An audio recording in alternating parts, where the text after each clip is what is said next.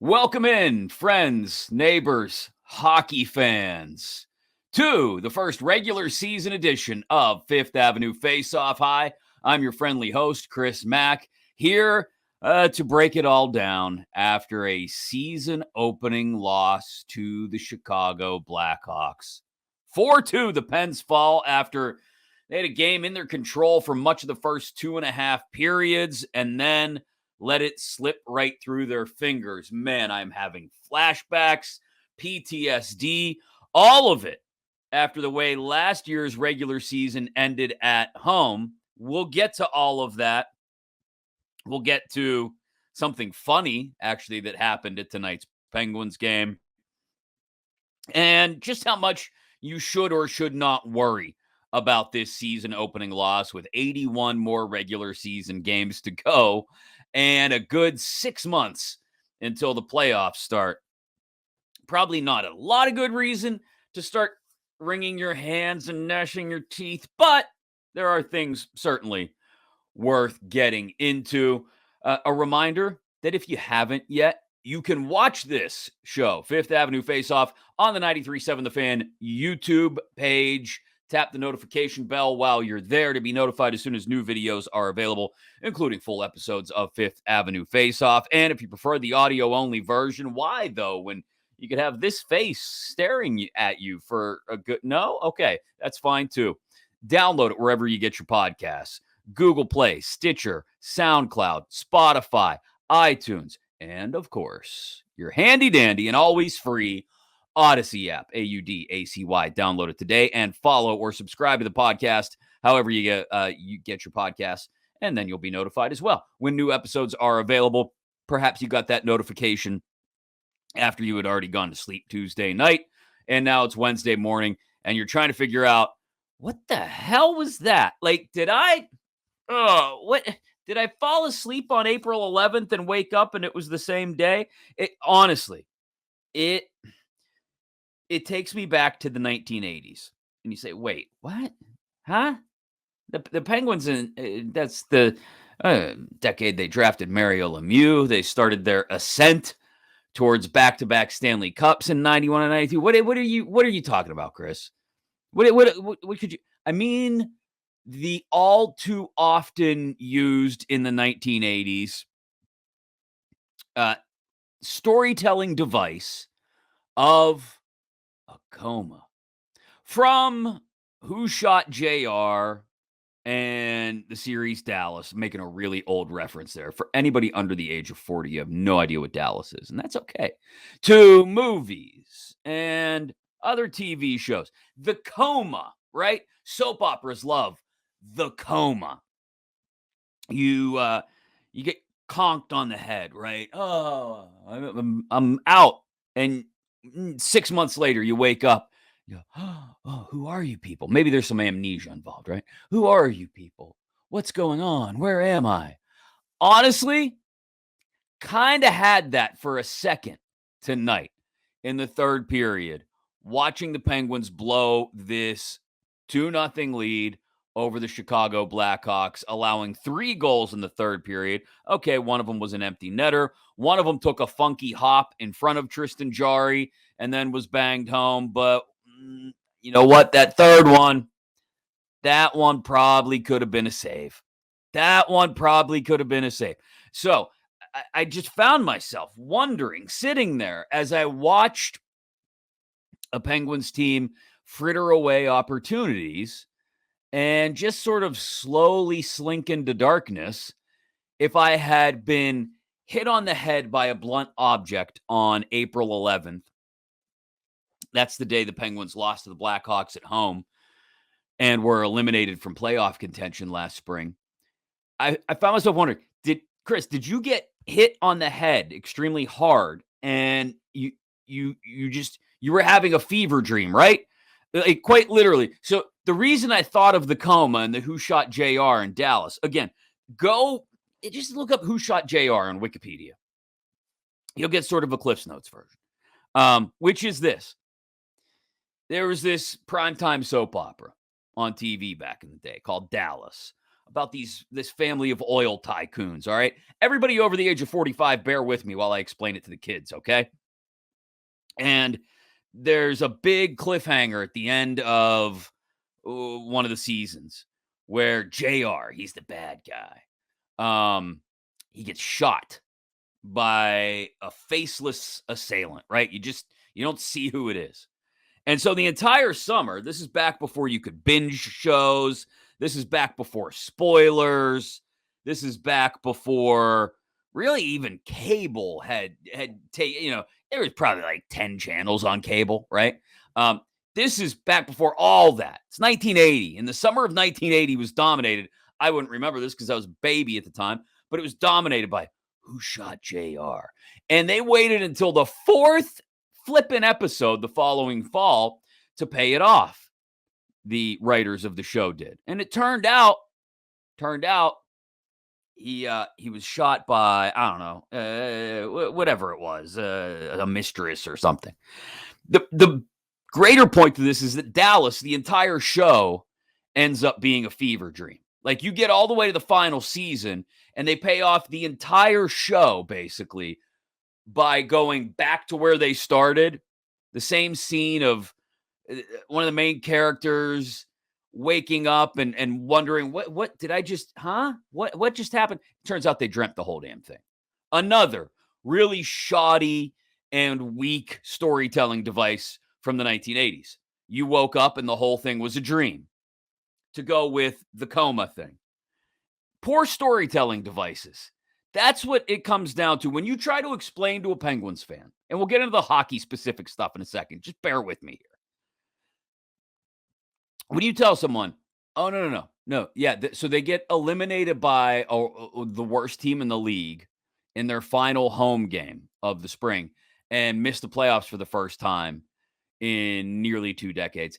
But here's the deal. They come back the following fall after having this incredible offseason where they turn over half the roster and make what everybody thinks is an impossible trade to acquire the reigning Norris Trophy winner and another future Hall of Famer to add to their roster. And they open the season against the same team that eliminated them. But that team has the number 1 overall pick because, well, yeah, they sucked last year. And they've got the lead for 2.5 periods, but then they blow it. Yeah. That kind of thing would be like, well, no, it's got to turn out that it was just a dream, right? You had a bad dream, you got hit on the head, you were in a coma, whatever. No. This is such a poor storytelling device. The Penguins being eliminated by the Blackhawks in their final home game last spring and then blowing a 2-goal lead to them in a very highly similar fashion to the way I want to say they blew 8 separate 2 second intermission leads last year. It's just they would not believe you. In film school, they would tell you, no, sorry, you can't. You can't, all of that is too simple. You can't do that. You've got elaborate, draw the storyline out a little bit more, right? No, in this case, the Penguins are all too happy to use the soap opera storytelling devices of you all got hit on the head on April 11th. You've been in a coma for 6 months. None of that stuff really happened. And guess what? We're the same team. That's what it feels like. That's what it feels like after this loss to the Blackhawks. As you can tell, I'm a bit frustrated by it, and I would imagine you are as well. But let's dip into some of the stuff that I think, hockey-wise, is worth talking about. Because ultimately, they're not really the same team. They played like it in the third period, but there was lots of good. And I know you don't want to hear good. We'll get to bad and funny in a couple of minutes. But there was good early on. So let's start right off the hop with a beauty of a redirect by Brian Rust for that first goal. I mean, this is the kind of stuff that Sidney Crosby's line mates over the years have ended up building careers on.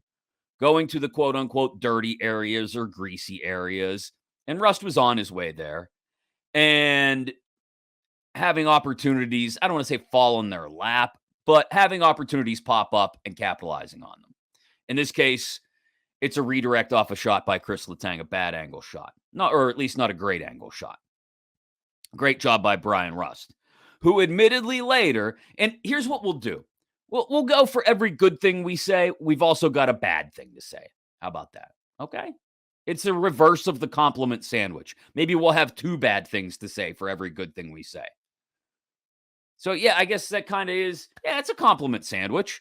Like when you want to tell people things that you're upset with about them and things that they need to fix and improve on, but you sandwich them around something good. So, Brian Rust,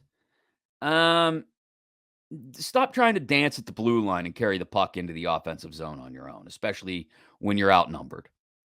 Chip and chase that thing. Dump it in, go get it. And also, the Sidney Crosby line. I know you guys were feeling it in the first 20 minutes, first 30 minutes, 40 minutes even, but you got to feel it for 60. Otherwise, you're going to get yourself in tough spots, and they did late in this game. They did. I think a combined -5 for Gensel, Crosby, and Rust. I think that's less indicative of how they played, really. Plus minus doesn't always mean everything. But on a night where you are the oldest team in the league going up against one of the youngest teams in the league, it's not a good look that you seemingly run out of gas after 40 or 50 minutes. Not a good look. So there's our compliment sandwich for the top line. Sidney Crosby with a goal, of course, because that's what Sidney Crosby does. And I will say this.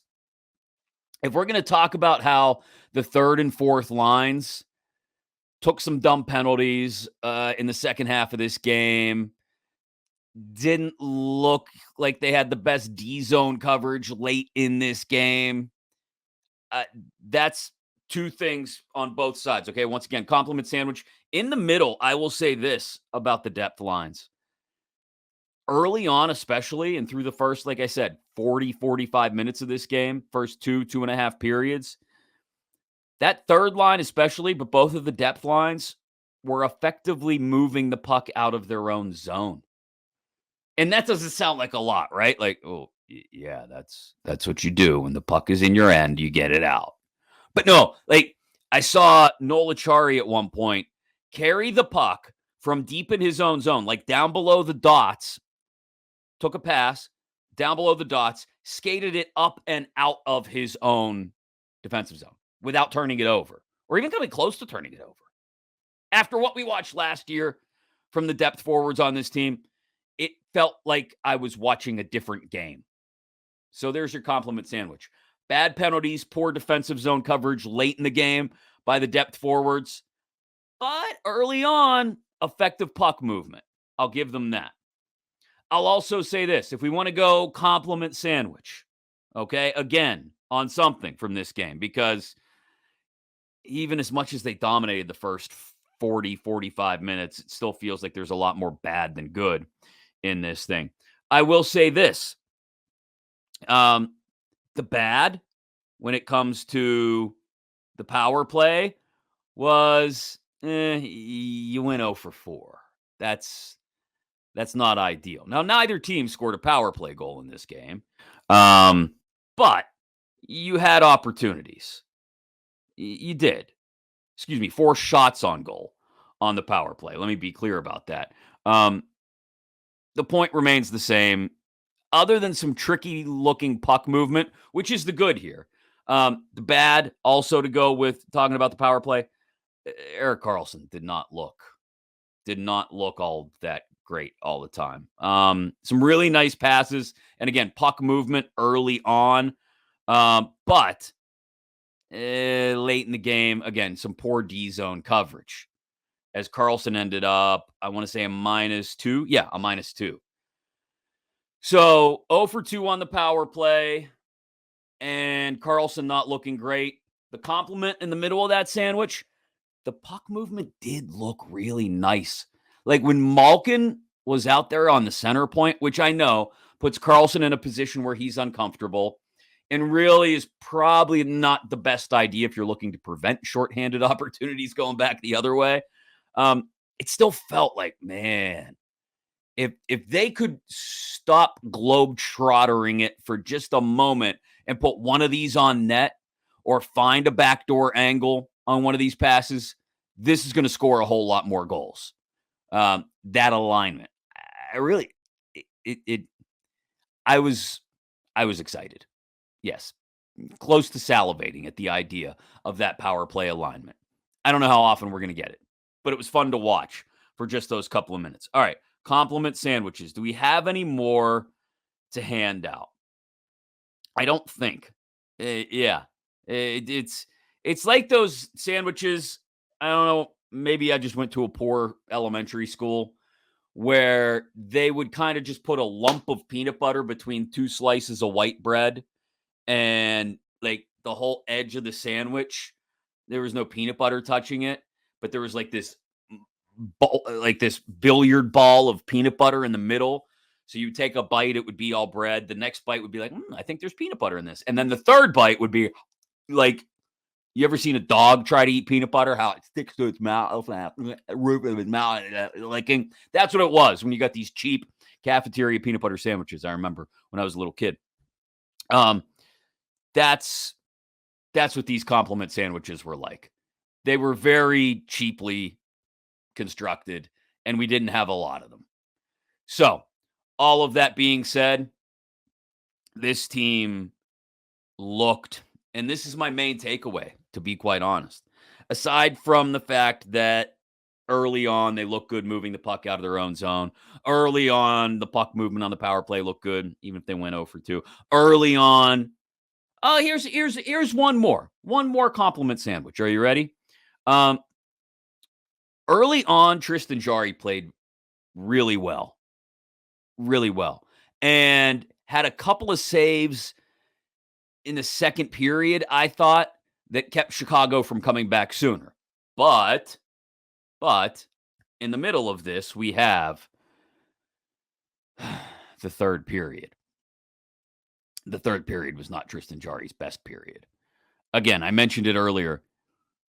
One of those goals took a weird bounce, left him out of position to make a save. There was an empty netter into the mix as well late that he had nothing to do with. But the one that gets me, the one that is most frustrating for me, is the Dickinson goal. I believe it was the Dickinson goal. I want to make sure I have them right here.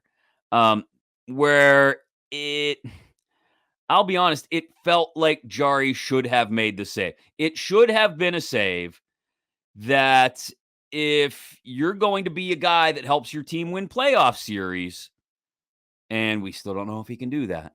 If you're going to help your team win difficult games, then you're going to have to make that save. And yeah, it was the Dickinson goal. You got to make that save. And he didn't. And just like that, they're down with less than 5 minutes to go in the game. And there was no coming back from that, again, because an empty netter was scored by Nick Foligno about 3 minutes later. And before you know it, that's all she wrote. They lose 4-2. So, what's the main takeaway here? The main takeaway, in my opinion, is that this team is old. And they don't look any younger. They did look faster at times. They came out of the gates fairly flying, I thought, especially as compared to what we've seen the last year or two during the Hextall era. They went out and got faster. You can't argue that. And they looked like it for much of the first 40 minutes. And then the third period came. And this may be something that, unfortunately, we have to keep an eye on. Does this old lineup, this old roster, run out of gas? Especially against younger teams. Especially against younger teams when they're trying to protect leads late in games. Don't rope-a-dope yourselves, boys. I don't want to say that's what happened tonight, but they did. They came out on fire. I thought they looked great. Really strong first period. Second period, at least the first 10 minutes, continued to play really strong and I think dominate at times. Back half of the second, it starts to peter off. early third, they're really starting to find themselves in bad position because they're not keeping up with the play. And that's what I worry about. Late in the third, they're getting outworked. Maybe not out. Yeah, they looked like they were getting outworked and outskated. And so that's my worry, is that this team, again, I don't want to call it rope-a-dopes themselves, but this team goes out and expends so much energy in the first period or two, and then they get to the third, and it's like Grandpa after he gets home from a Cracker Barrel. You know, he sits in his comfy recliner. It's 4:45, thereabouts. He's had his dinner and loosens the belt a little. Maybe has half a high life. And by 6:00, the news is droning on in the background. And he is in that comfy recliner, head tilted back. And it's just too long a day for him, right? Gramps is a good dude. Don't blame him for wanting to eat dinner early. Go get that Cracker Barrel, Gramps. But by the time the news is on, especially by the time you get to Jeopardy, man, he's cooked. He's done. He can't hang. I don't want Penguin third periods to end up looking like the old folks' home during Jeopardy and Wheel of Fortune more often than not this year. That would be a bad thing. Everybody's just kind of half glazed over, half asleep. Maybe get the one sharp couple over in the corner playing checkers or bridge, or more than likely rummy. Old people love rummy. I don't know why, but old people love rummy. Canasta. You want to look up a weird card game that I don't quite remember how to play? My grandmother and I used to play canasta on late summer nights while sitting in her kitchen listening to West Coast baseball game. Still remember Lanny Fratteri talking about Tony Gwynn and playing canasta with my grandmother. Anyway, here nor there, I don't want Sid and Gino and Tanger and Carlson and everybody else over the age of 30 on this team to look like the old folks home during Jeopardy and Wheel of Fortune. I'd prefer they hang on to the energy reserves long enough that when they get to the third period, they're like my gram was, able to stay up late, listen to some West Coast baseball, and play canasta with their grandkids.